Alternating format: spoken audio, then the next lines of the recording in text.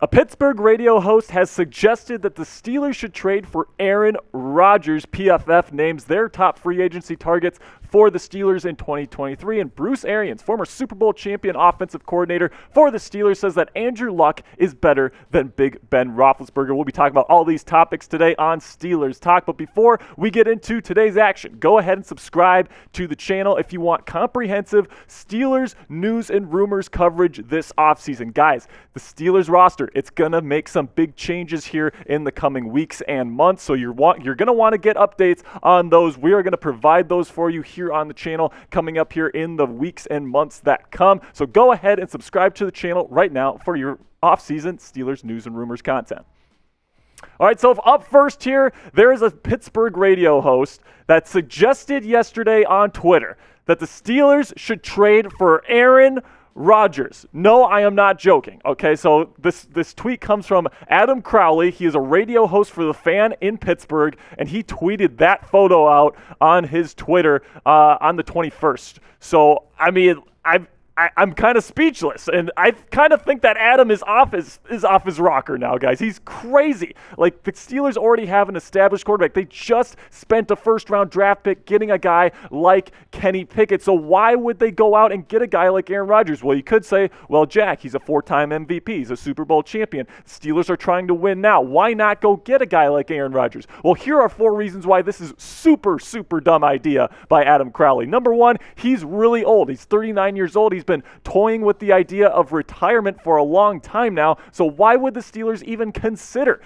going and getting a guy that's this old? You're going to have to restart with someone new anyway. Second up, he is very expensive. He is somebody that is going to cost a lot of money. Now, his cap hit for next year actually isn't that bad. It's about $16 million. But if he's going to come back for another year past 2023, there's a big time payday that comes at the end of that. It's almost like, I think it's like $55 million or something like that if you sign that, and it's just incredibly expensive. Steelers don't want to do that. Steelers roster is already as expensive as they want it to be. And then third, he's not a good locker room guy, like at all. Like, he's the antithesis of a Kenny Pickett, who's a great leader. He is someone that, is kind of cold. He's kind of shadowy. He's kind of somebody that doesn't really connect with younger players like a George Pickens. I don't think this would be a good fit at all for the locker room, especially for a Mike Tomlin-led locker room where it's all about the team. It's not about you. And then finally, the Steelers already have a quarterback one. They already have their starter in Kenny Pickett, who showed some really good things towards the end of last season. You drafted this kid in the first round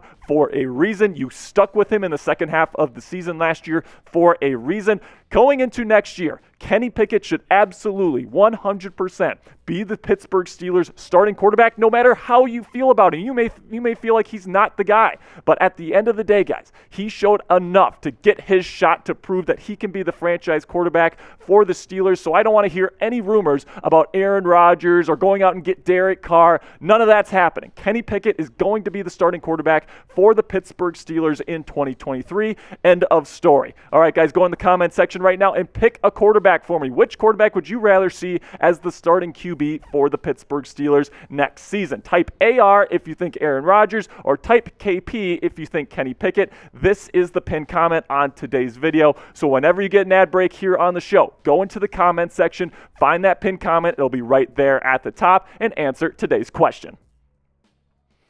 Next up here, PFF, Pro Football Focus, did a list similar to the one from ESPN Plus that we broke down yesterday, where they listed the top 50 free agents in the National Football League and paired them with their ultimate fit, who they think they're going to go to. Number 1 name for them on the list is Rock Ya-Sin, a very similar name to ESPN. Now we have both ESPN and Pro Football Focus linking Rock Ya-Sin to the Pittsburgh Steelers, and I can kind of see why. Last year, not a great Pro Football Focus grade, the 50th best cornerback in the National Football League, but he plays well in both zone and man coverage. Good enough. He's a very aggressive corner as well. He can get a little grabby from here and there, but he's definitely the type of guy that Mike Tomlin likes in a cornerback. And then the Steelers could be looking to find value pieces at the cornerback position in free agency, because they might be shifting to more of a front office philosophy that says, let's go get guys at the cornerback position that are a bit cheaper, because you can find some pretty good value at lower prices for guys like Rock Ya-Sin. in, somebody that has been a good corner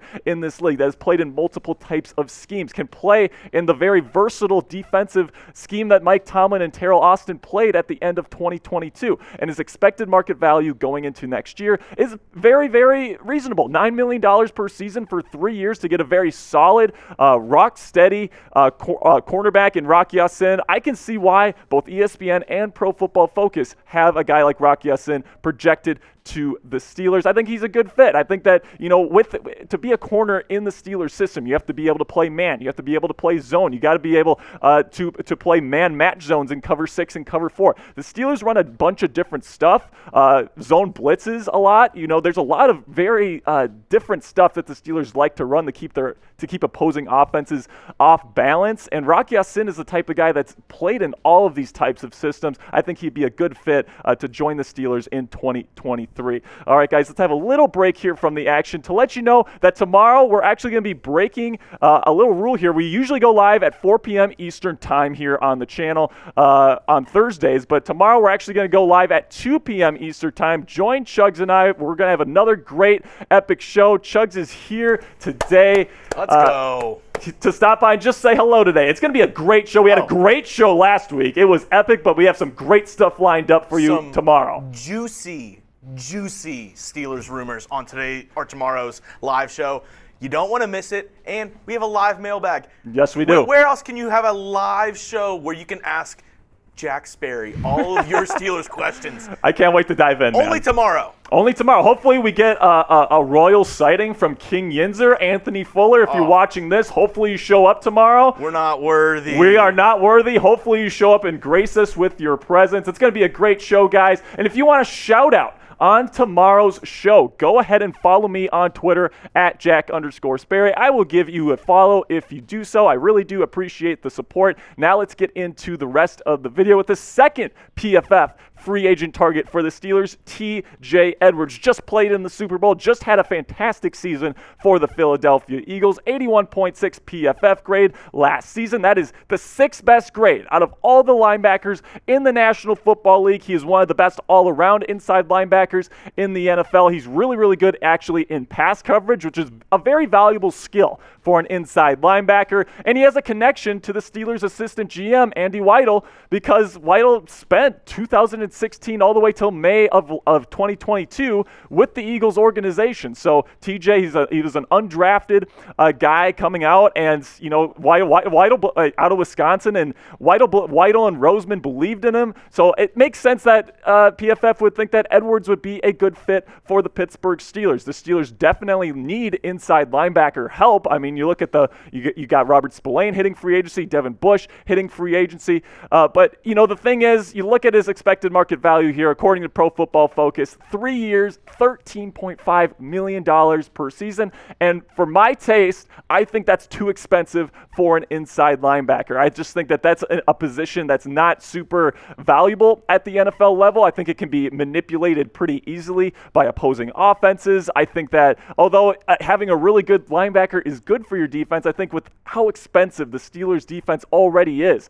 especially up front with Cam Hayward, TJ Watt, and you're about to probably sign Alex Highsmith to a big-time extension. And then you still have Minkah Fitzpatrick. Defense is getting super expensive, and I don't think spending tons of money on an inside linebacker is really where the Steelers need to be going with that strategy. But let me know in the comment section what you think. Should the Steelers spend big money at inside linebacker this offseason? Type Y if you think yes, or type N if you think no. So the thing with this list is that this is now the second list in a row. We talked about ESPN yesterday, and then today Pro Football Focus both have Cam Sutton going elsewhere. So you take a look at Sutton.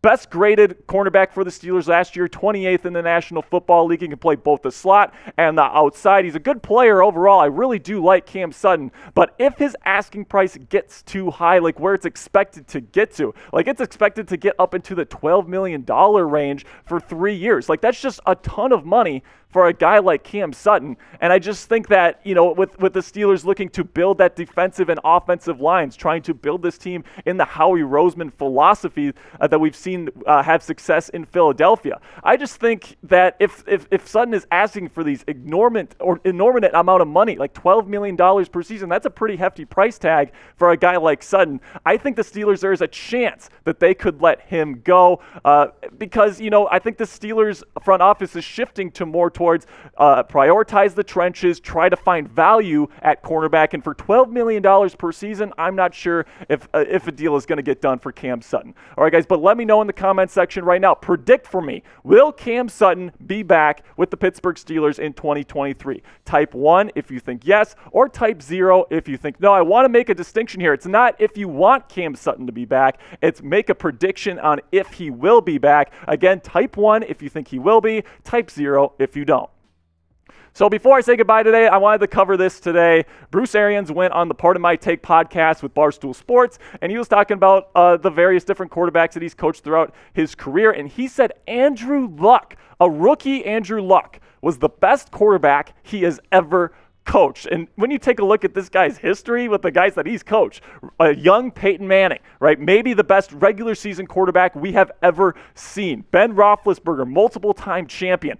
Andrew Luck, okay, pretty good, but he was a rookie back then, right? And then you got Carson Palmer, who almost won an MVP with Arians in Arizona. And then you got Tom Brady, the GOAT, won a Super Bowl with him, won him his only Super Bowl, and he still has the audacity to say that a rookie Andrew Luck, and I love Andrew Luck. Andrew Luck is great. But he ain't the best quarterback he's ever coached, man. Like Tom Brady or Peyton Manning needs to take that. And, to say that Andrew Luck is better than even Big Ben Roethlisberger, like if he said that, Peyton Manning was better than Roethlisberger, okay, fine. If he said Brady was better than Roethlisberger, okay, fine. But a rookie Andrew Luck was better than Big Ben Roethlisberger in his prime is an absolutely ridiculous take by Bruce Arians. I love you, Bruce. I appreciate everything you've done for Steelers Nation, for the organization. You're a great football mind, but this is a bad take, man. So go ahead and let me know in the comments section right now.